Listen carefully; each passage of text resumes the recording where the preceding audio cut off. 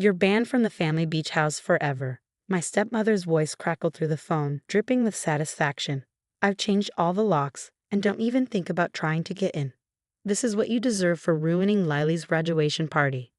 I stood in my apartment, staring at the sunset over the city skyline, my grip tightening on my phone. Victoria, my stepmother of 12 years, had always excelled at making my life difficult. But this was a new low. The party you specifically didn't invite me to. I kept my voice steady, years of practice masking my emotions.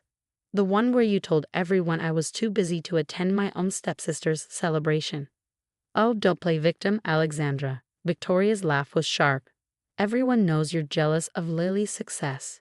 And now you'll never set foot in that beach house again. I've made sure of it.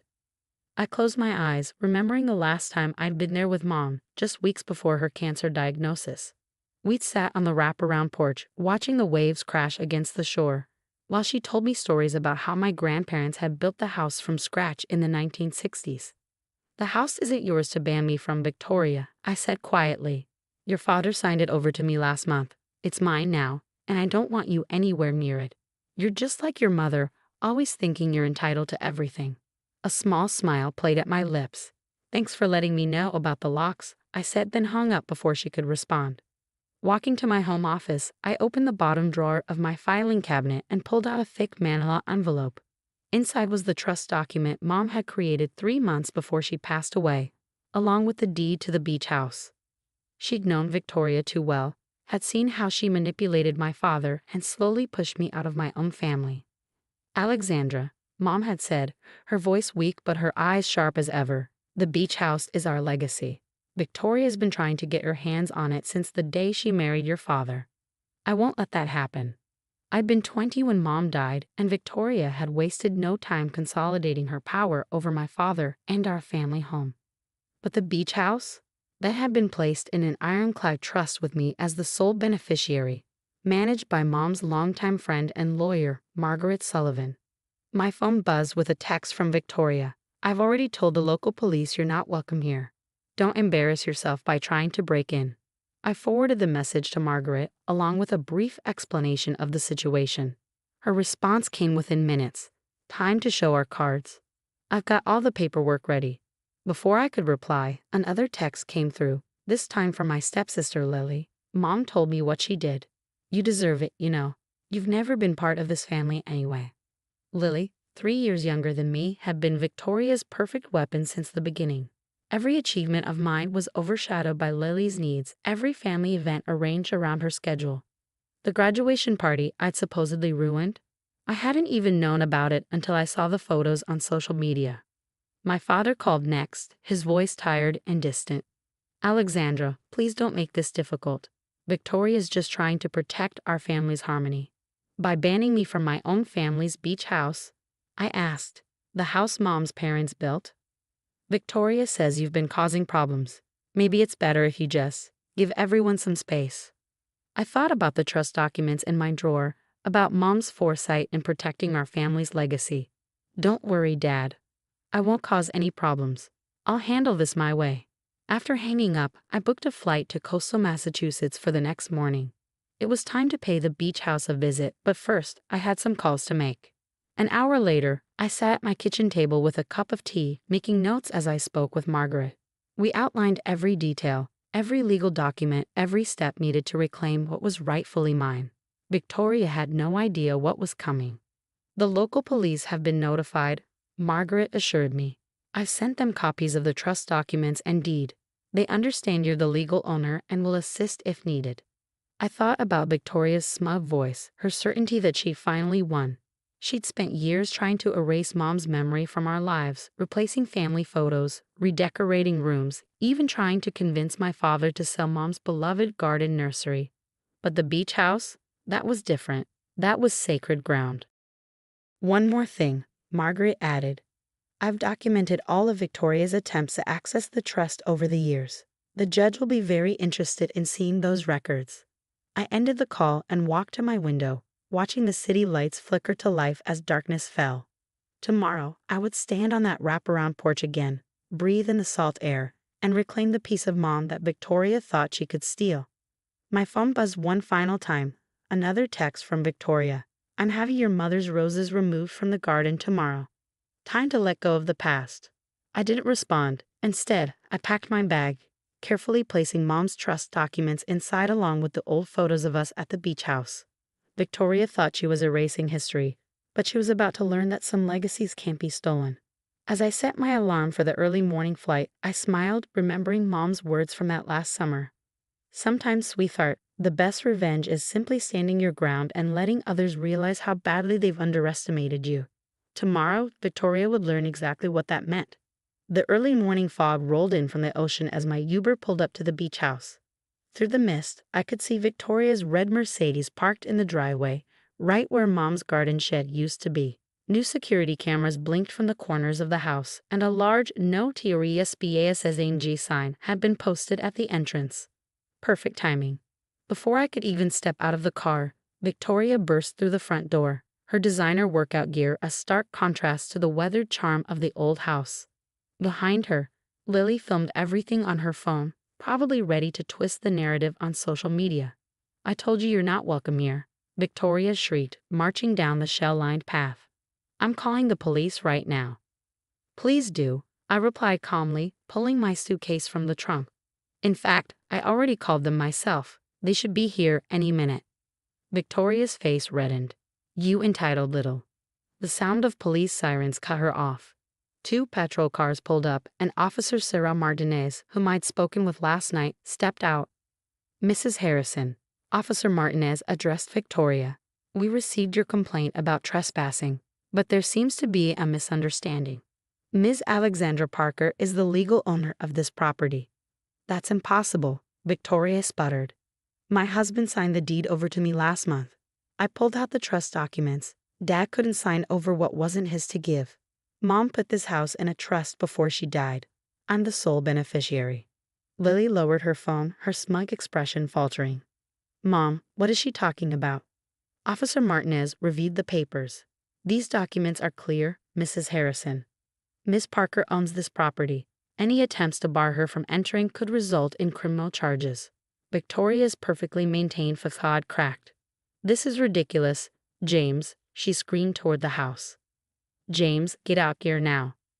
My father emerged, looking smaller somehow, more grave than I remembered. His eyes widened when he saw the police cars. Dad, I said softly, did you even read what you were signing when Victoria asked you to transfer the house? He shifted uncomfortably. Victoria said it would be better for the family, that you were too busy with your life in the city to care about maintaining the property. Too busy? I pulled out my phone, showing him photos from my regular maintenance visits over the years. I've been paying for the upkeep, the taxes, everything. The trust has covered all expenses since Mom died. That's why none of your attempts to change the utilities into your name worked, Victoria. I added, watching realization dawn on her face. You never had the authority. You manipulative little. Victoria started toward me, but Officer Martinez stepped between us. Mrs. Harrison, I suggest you step back and contact your lawyer. Any physical threats will be taken seriously. Victoria's lawyer arrived 30 minutes later, his face falling as he reviewed the trust documents. I watched from the porch, Mom's porch, as he explained the situation to Victoria and my father. The trust was ironclad. Not only was I the legal owner, but Victoria's attempts to claim ownership could be considered fraud. The locks need to be changed back, I announced, standing up. And the security cameras need to come down. They were installed without the property owner's permission. You can't just throw us out, Lily protested. This is our summer home. I looked at my stepsister, seeing not the confident bully she pretended to be, but the scared girl who'd always hidden behind her mother's protection. I'm not throwing anyone out, I said. This house has always been a family home. But it's my family's legacy, and I won't let anyone erase that. Victoria stormed off to her Mercedes, peeling out of the driveway in a spray of gravel. Lily followed shortly after, but not before giving me a look that held more uncertainty than anger. My father lingered, staring at the rose bushes Mom had planted along the walkway. I never knew, he said quietly. About the trust, about you maintaining the place, Victoria said. Victoria said a lot of things, Dad. I interrupted gently. Maybe it's time you started questioning them. He nodded slowly, tears in his eyes. Your mother would be proud of you, standing your ground like this. I learned from the best, I replied, watching as he walked to his car. As the property manager arrived to change the locks, I walked down to the beach, letting the salt air wash over me. The waves crashed against the shore just as they had that last summer with Mom, constant and unchanging. My phone buzzed with a text from Margaret. Everything go okay? I smiled, taking a photo of the ocean view and sending it to her. Better than okay. I'm home. The fog was lifting now, revealing the crystal clear blue sky Mom had loved so much. Victoria had tried to steal this piece of my history. But some things couldn't be taken. They had to be earned, protected, and cherished. Just like Mom had taught me. Over the next few weeks, the beach house transformed back into the sanctuary Mom had always intended it to be. I rehung the old family photos Victoria had stored in the attic, replanted Mom's beloved hydrangeas, and restored the hand-painted tiles in the kitchen that told our family's story. Victoria, predictably, wasn't going down without a fight. Her lawyer sent threatening letters, which Margaret handled with professional precision. When that failed, Victoria tried turning the rest of the family against me, spinning tales about how I'd stolen the house from under her. But something unexpected happened instead. One sunny morning, as I was repainting the porch railings, a tentative knock caught my attention. There stood Lily, looking unusually uncertain without her mother's shadow looming over her. "Can we talk?" she asked, fidgeting with her car keys. I set down my paintbrush and gestured to the porch swing Mom had installed when I was 12. We sat in awkward silence for a moment, listening to the waves.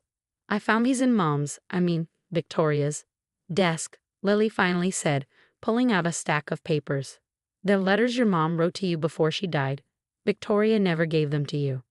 My hands trembled as I took the letters, recognizing Mom's elegant handwriting. "Why are you showing me these now?" Lily stared at the ocean. "Because I'm starting to realize that maybe everything I thought I knew about our family isn't exactly true. Dad's talking about divorce," Lily admitted. "And I owe you an apology. All those years, I believed everything Mom said about you being jealous and vindictive. But you were just protecting what was rightfully yours." I thought about all the missed family dinners, the excluded holiday celebrations, the carefully orchestrated events designed to keep me on the outside. It was never about the house, Lily. It was about preserving Mom's memory. "I know that now," she said softly. "Those letters, your mom wrote about how much she loved you, how proud she was. Victoria kept them from you because she couldn't stand the thought of anyone else being more important than her."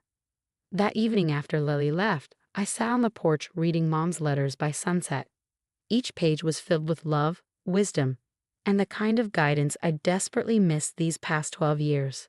In the final letter, dated just days before she passed, Mom wrote, "Remember, sweetheart, our strength isn't in the walls of a house, but in the courage to protect what matters most." The next morning brought another surprise visitor, my father, looking older and more vulnerable than I'd ever seen him. "I've been a fool," he said, taking in the restored garden. "I let Victoria make me forget what was important." "Your mother? She would be so disappointed in me." "Mom understood more than you think," I replied, showing him her letters. "She knew Victoria would try to come between us. That's why she protected the house the way she did." Together, we spent the afternoon going through old photo albums I preserved. Dad sharing stories I'd never heard about his early days with Mom. It wasn't perfect, and years of damaged trust couldn't be repaired in a day, but it was a start. Victoria made one final attempt at claiming the house, showing up unannounced with a real estate agent in tow. "This place is wasted on you," she spat. "You can't even appreciate its market value." I stood in the doorway, feeling Mom's strength flow through me. "You're right, Victoria. I don't see this house as a market value. I see it as priceless." The real estate agent, upon learning about the trust and the property's legal status, quickly excused herself. Victoria left too, but not before delivering one last threat. "This isn't over." But it was over. The truth had finally come to light, and with it came an unexpected peace. Lily started visiting regularly, slowly building the sisterly relationship we'd never had a chance to develop. Dad found his way back to himself, filing for divorce and rediscovering the man Mom had fallen in love with. As for me, I kept my apartment in the city but spent every possible moment at the beach house. I hosted family gatherings, real ones, filled with laughter and love instead of competition and manipulation. Mom's garden flourished again, her roses climbing the trellises just as they had when I was young. One evening, as I sat on the porch swing watching the sunset, I found a hidden envelope taped beneath the armrest. Inside was one final note from Mom, written in her familiar hand. My dearest Alexandra, if you're reading this, it means you found your way back home. I knew you would. You've always been stronger than anyone gave you credit for. This house isn't just wood and stone. It's our history, our love, our legacy. Take care of it, sweetheart, but more importantly, take care of yourself. You are my greatest achievement, and don't let anyone ever make you forget that. All my love, Mom. I held the note to my heart, listening to the waves crash against the shore. Victoria had tried to steal my inheritance, but she failed to understand that the real legacy wasn't in a property deed or trust documents. It was in every sunset viewed from this porch, every shell collected along the shore, every memory of love that even she couldn't erase. Mom had known that all along, and now finally so did I.